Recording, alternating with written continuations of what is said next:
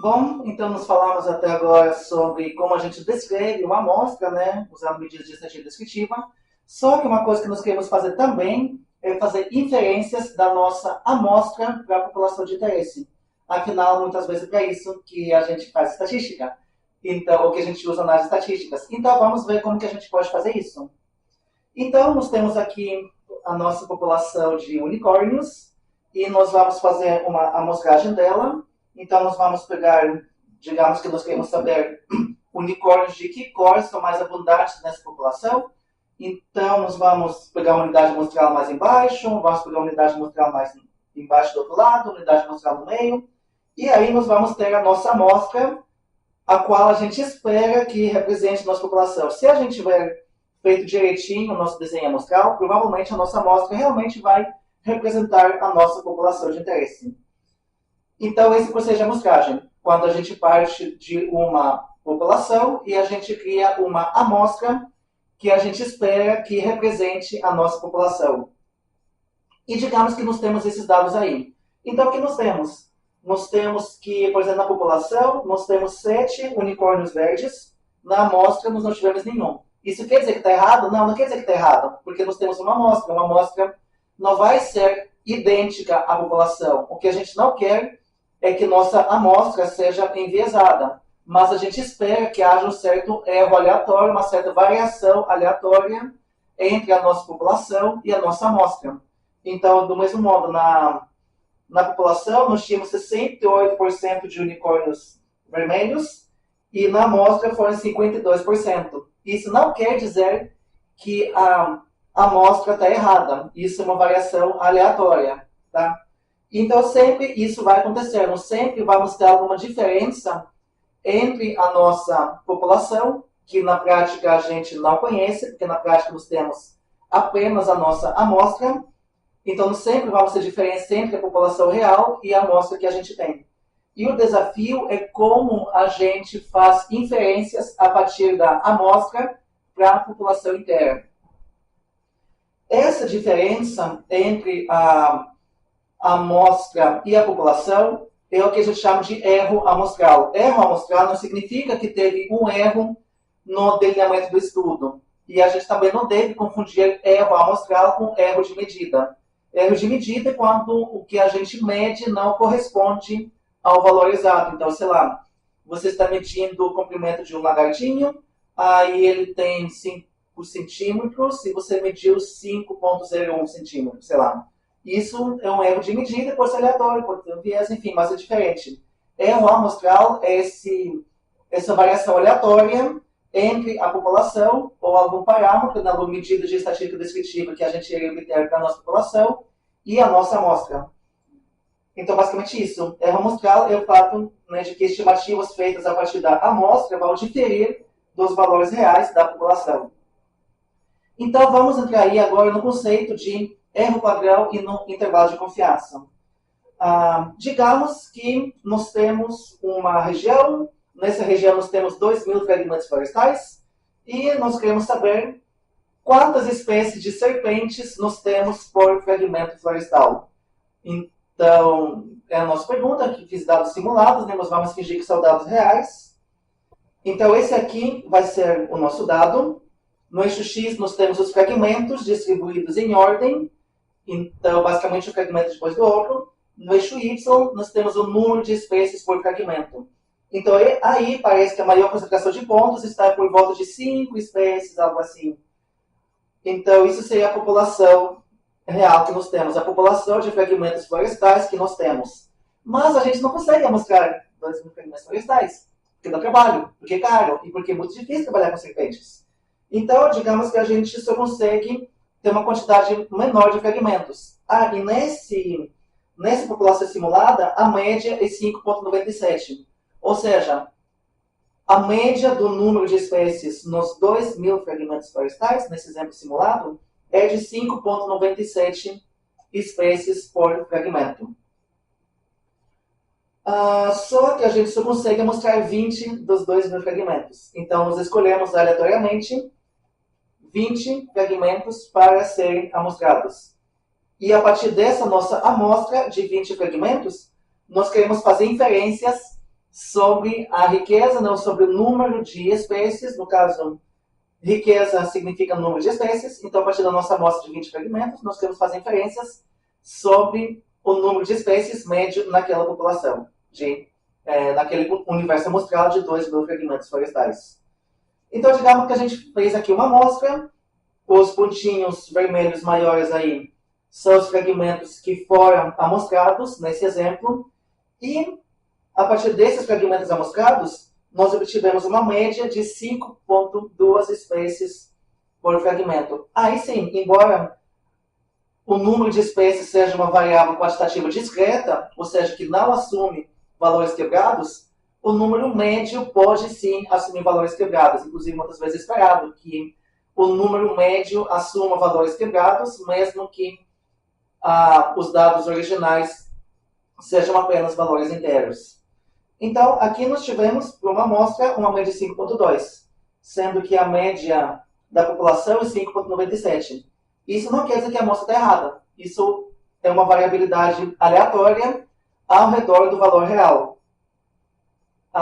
Então, essa diferença entre o valor que a gente observou na amostra e o valor real da população seria, então, derivada ou referente ao nosso erro amostral. E aí, o que será que aconteceria se eu repetisse esse procedimento? Ou seja, se eu amostrasse 20 outros fragmentos aleatórios. Então, uma nova simulação, outros 20 fragmentos, obtive uma média de 6,4. Agora ela está acima da média real da população. Nesse gráfico, a linha roxa representa a média real e a linha vermelha representa a média estimada a partir dessa amostra. Se eu repetir o procedimento, dá uma média de 5,85, repetir de novo, dá uma média de 5,8, assim por diante. Então, as médias estimadas, elas variam ao redor da média real. Podem estar acima ou podem estar abaixo da média real. E a gente espera que, se o estudo for bem feito, né, forem amostras aleatórias, assim por diante, que essa variação da média estimada ao redor da média real seja uma variação aleatória, para cima ou para baixo. Mais uma amostra média 5,05, então mais para baixo, enfim. Então aqui fiz 5 simulações e obtive essas médias amostrais aí, que estão variando, né, relativamente perto da média real. Aqui eu tive mais valores para baixo do que para cima, mas isso provavelmente foi pelo acaso. Mas em si que eu mostrei pouco. Então, e se eu repetisse esse procedimento? Digamos, repetisse esse procedimento 5.000 vezes. Então, eu fiz aqui 5.000 simulações e obtive isso. Esse histograma aqui, no qual a linha vertical roxa representa a média real da população, ou do universo amostral, né? E o histograma representa as médias amostrais. Então, a distribuição de médias que eu obtive a partir das minhas amostras. E a gente pode observar que elas variam ao redor da média real. Quanto mais longe da média real, menos médias estimadas eu tenho. Então, faz uma curva em forma de sino. E essa curva se aproxima muito da distribuição normal. Então, de acordo com o teorema central do limite, que é um teorema muito importante na estatística, mesmo que os dados originais não sigam uma distribuição normal, as suas médias, se as médias foram obtidas a partir de amostras aleatórias, vão sim seguir uma distribuição normal. E isso realmente acontece, e isso permite que a gente consiga fazer inferências a partir disso, assumindo, né, que as médias amostrais seguirão uma distribuição normal, graças ao teorema central do limite. Tá, beleza. Então aí nós temos a distribuição de médias amostrais que a gente obteve fazendo 5.000 simulações, né? Então, algo que a gente consegue fazer no computador, se a gente tiver dados simulados, mas na prática a gente não consegue, porque na prática nós não temos a população inteira e nós não temos 5.000 repetições do processo de amostragem. Nós temos apenas a nossa amostra. Tipo, a gente foi para campo, conseguimos ao longo de 2 anos amostrar 20 fragmentos florestais e é isso. Os dados que a gente tem são esses. Precisamos fazer inferências a partir desses dados. Então, precisamos fazer inferências a partir dos 20 fragmentos florestais para os 2.000 fragmentos florestais que nós temos naquela região. E entra a questão, como que a gente então consegue estimar essa distribuição de médias amostrais se a gente só tem uma única amostra. Então, para isso, é legal que a gente consiga quantificar esse erro amostral, quantificar a variabilidade que existe ao redor da média. Como que a gente pode fazer isso? Então, vamos pensar na ideia de erro amostral. No erro amostral resulta do fato de nós termos amostras ao invés de termos a população inteira. E, intuitivamente, quanto maior for a minha amostra, melhor vai ser, certo? Tipo, se eu mostrar 50 fragmentos ao invés de 20, eu vou ter uma estimativa mais precisa da média populacional, certo? Então, basicamente, quanto maior for o meu esforço amostral, menor vai ser o meu erro amostral. Além disso, quanto menos variáveis forem as minhas unidades amostrais entre si, então, quanto mais parecidas as minhas unidades amostrais forem umas com as outras, também menor vai ser o erro amostral. Basicamente, imagine que todos os fragmentos têm entre 5 e 6 espécies de serpente. Então, eu não preciso de muitos fragmentos para conseguir ter uma estimativa boa da média. Agora, se os fragmentos têm entre 5 e 50 espécies, então, tipo, se eu pego 2 fragmentos, eles podem ter 5 e 6, ou podem ter 5 e 50, ou podem ter 45 e 50 espécies, sabe? Tipo, tem uma variabilidade muito grande entre os fragmentos, de modo que eu vou ter uma variabilidade maior também nas minhas estimativas das médias, tá? Então, basicamente, a partir disso, a gente chega à medida de erro padrão, ou erro padrão da média, que, basicamente, quanto maior for a minha variabilidade entre as unidades amostrais, que a gente mede pelo desvio padrão, aqui representado pela letra grega sigma, maior vai ser o meu erro padrão da média. Por outro lado, quanto maior for o meu esforço amostral, menor vai ser o erro padrão da média, porque, né, com esforço amostral maior, com mais unidades amostrais, eu consigo ter uma estimativa mais precisa da minha média populacional. Então, o erro padrão, a gente calcula usando essa fórmula aí, que é basicamente o desvio padrão dividido pela raiz quadrada do n, pela raiz quadrada do número de unidades amostrais que eu tenho. E este erro padrão da média basicamente representa o desvio padrão daquela minha distribuição de médias que eu mostrei antes. Então, voltando aqui ao nosso exemplo, digamos que tenho agora essa amostra dos meus 20 fragmentos amostrados e eu tenho a média amostral. Então, não tenho mais a média populacional. Então, a partir da minha média amostral, eu quero saber qual vai ser o valor da minha média populacional. Só que nós não temos como saber isso. Nós não temos como saber, a partir de uma amostra, qual é o valor real da média da população. Basicamente porque nós não temos a população inteira. E se a gente tivesse a população inteira, a gente não precisaria fazer a amostragem. Então, o que a gente pode se perguntar, na verdade, é onde poderia estar a média real. Ou quais valores da média populacional seriam compatíveis com esses dados que eu coletei. Então, eu posso fazer um intervalo ao redor da minha média e falar, olha, provavelmente a média populacional está dentro deste intervalo que varia de tanto a tanto. Isso que a gente chama de intervalo de confiança 95%. Uma forma de pensar nele que não é tecnicamente correto, mas a gente pode pensar assim para facilitar a nossa vida, mas sabendo que não é exatamente isso, é de que nós temos 95% de certeza de que a média real está dentro deste intervalo. A probabilidade de que a média real está dentro deste intervalo é de 95%. Se a gente estiver trabalhando com um intervalo de 95%, nós podemos trabalhar com outros de 99%, de 90%, enfim. Mas 95% é o mais comum. Uma outra forma de pensar no intervalo de confiança é de que um dado valor da média é compatível com os nossos dados.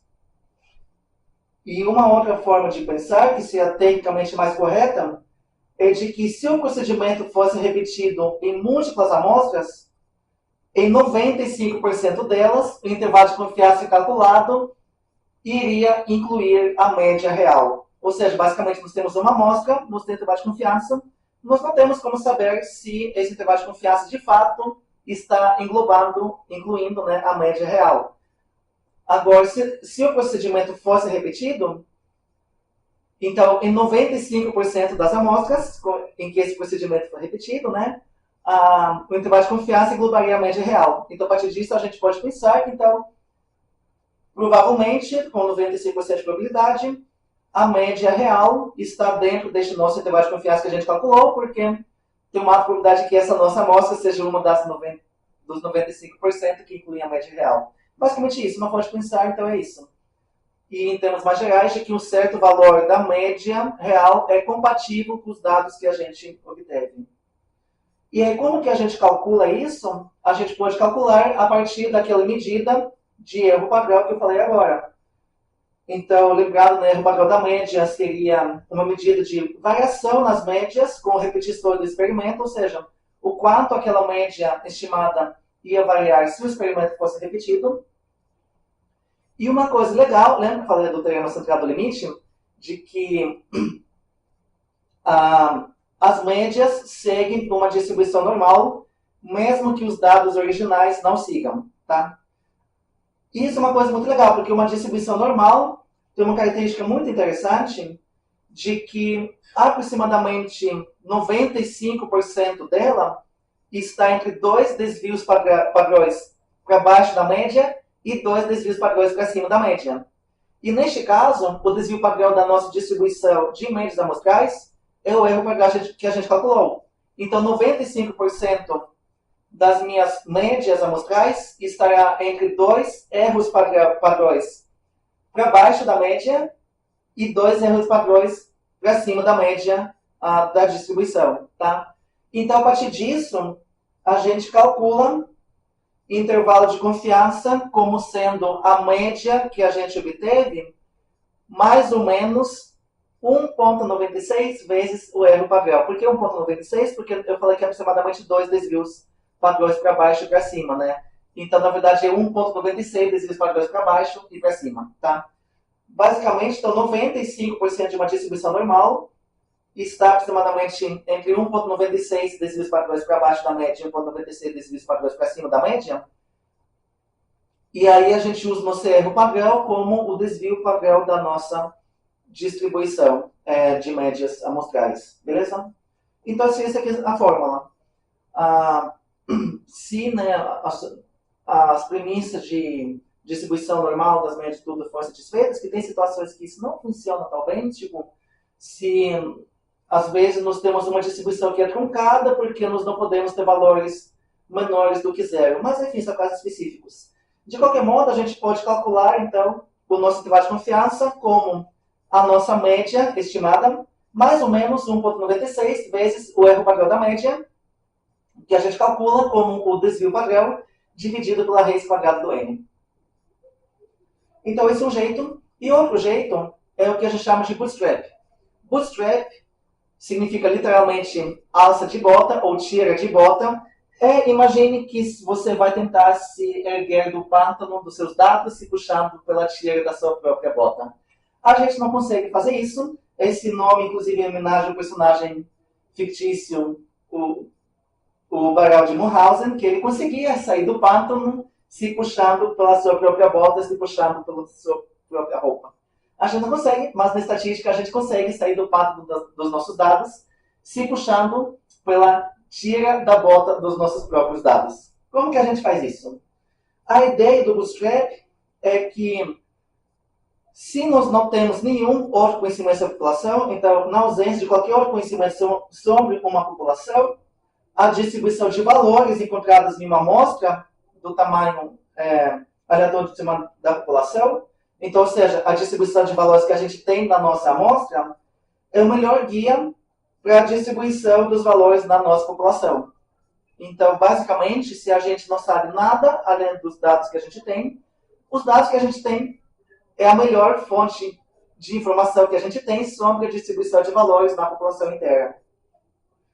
E aí, o intervalo de confiança, ele busca mostrar o que aconteceria se a nossa população fosse reamostrada. A gente não consegue fazer isso. E a ideia do Bootstrap é que, para aproximar o que aconteceria se a população fosse reamostrada, nós podemos reamostrar a nossa amostra. Ou seja, nós pegamos nossa amostra e nós fingimos que nós refizemos a amostragem. Nós não refizemos isso, nós simplesmente reamostramos a nossa amostra. Uma definição técnica disso, então, de que a população infinita, que consiste de dos N valores observados, com a probabilidade de 1 sobre N, é usada para modelar a população real desconhecida. Imagine que não deu para entender nada disso, né? Então, o que isso significa? Basicamente, eu vou reamostrar a minha população, eu vou reamostrar, na verdade, a minha amostra, né? Porque não tem como reamostrar a população, porque não tenho ela, só tenho a minha amostra, né? Então, eu vou reamostrar a minha amostra. Então, tipo de gás, eu tenho 20 fragmentos. Eu vou escolher, destes 20 fragmentos aleatórios, só que com reposição. Ou seja, o mesmo fragmento poderá ser escolhido ou reamostrado mais de uma vez. Então, eu posso, tipo, o primeiro fragmento eu reamostro 2 vezes e o segundo fragmento não reamostro nenhuma. Isso de forma aleatória. E aí eu vou ter 20 valores que vai ser uma pseudo-amostra ou uma pseudo-reamostragem dos meus dados, tá? E eu vou calcular a média a partir dessa minha pseudo-reamostragem. E sim, isso parece capaz, mas isso funciona. Tem provas estatísticas mostrando de que isso realmente funciona. Então, digamos aqui, eu fiz, para facilitar, números de 0 a 9, e a média desses números é de 4,5. Imagine que esses números são uma amostra aleatória de uma população de interesse qualquer. Então, eu quero fazer um intervalo de confiança disso, por Bootstrap. Então, aqui eu fiz 10 pseudo-amostras aleatórias disso. Então, tipo, na primeira pseudo-amostra, por exemplo, o número 5 foi reamostrado 2 vezes. E o número 4 também foi reamostrado 2 vezes. Beleza? Na minha segunda pseudo-amostra, o número 2 foi reamostrado 2 vezes. Enfim, beleza? Basicamente, em cada pseudo-amostra, algumas das minhas amostras, das minhas unidades amostradas originais, vai aparecer mais de uma vez, pode aparecer mais de uma vez, e outras não vai aparecer nenhuma. E aí, a partir disso, eu repito esse procedimento aqui, fiz 10 pseudo-amostras, e aqui mostra as médias delas, eu repeti média 5.1, 3.8, 5.3, etc. Perceba que essas médias, elas giram ao redor da média real que eu obtive, né, na minha amostra original. Então, elas vão variar para cima e para baixo da minha média original, tá? E, na prática, eu vou repetir esse procedimento 5.000 vezes, 10.000 vezes, e eu vou ter um histograma de distribuição. Então, como que faria isso? Tipo, aqui eu tenho a minha amostra de 20 fragmentos, né? Que são as bolinhas vazias, e os pontinhos vermelhos seriam os pontos que eu selecionei para essa minha primeira pseudo-amostra. Então, para essa primeira pseudo-amostra, eu obtive uma média de 5.15. Aí eu vou fazer uma nova pseudo-amostra. Então, eu selecionei aleatoriamente outros pontinhos. E aí, no caso, alguns deles foram mostrados mais de uma vez, por isso que outros não foram, né? Aí eu obtive uma média de 7.15, para essa minha nova pseudo-amostra. Aí fiz isso de novo, obtive uma média de 5.